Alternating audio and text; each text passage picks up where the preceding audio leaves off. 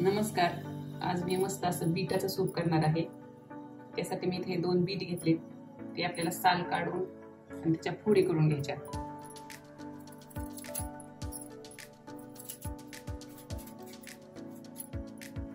हे असं बारीक बीट चिरून घ्यायचं आणि आता हे बीट चिरलेलं आपल्याला कुकरला 3 शिट्ट्या घ्यायच्या. यामध्ये आपल्याला एक बुडे इतकं पाणी ओतायचं.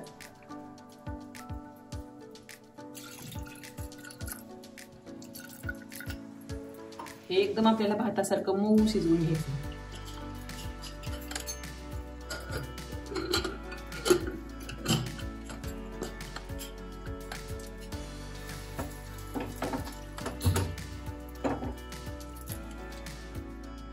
तीन शिट्ट्या घेऊन कुकर आपला थंड झालेला आहे.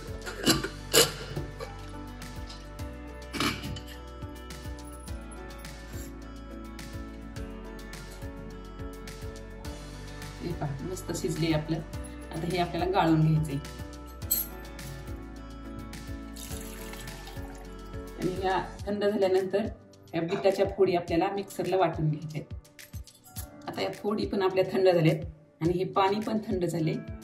तर या फोडी मिक्सरला वाटून घ्यायच्या आणि त्यासाठी याच पाण्याचा वापर करायचा. आपल्याला दुसरं पाणी टाकायचं नाही.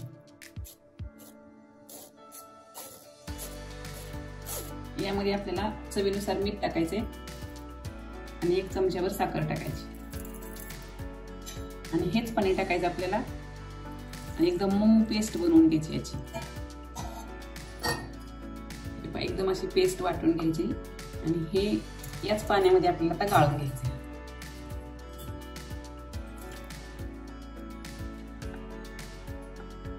हे असं एखाद्या चमच्याने छान असं गाळून घ्यायचं.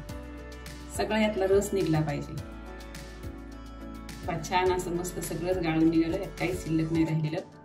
आता हे छान मिक्स करून एका वाटीमध्ये काढून घ्यायचं आणि जेवढं आपलं हे सूप असेल तितकंच आपल्याला यामध्ये ताक वापरायचंय. हे पहा मी मोजून घेतले.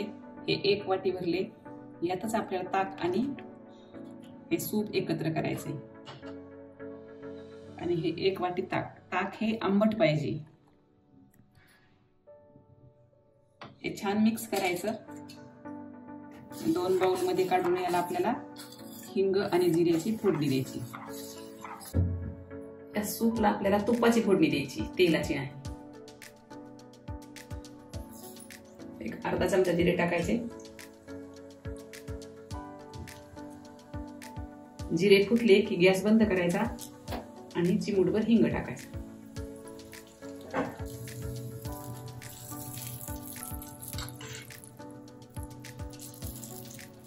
मस्त आपलं बीट आणि ताकाचं सूप आहे. नक्की करून पहा. लहान मुलं सुद्धा आवडीने पितील.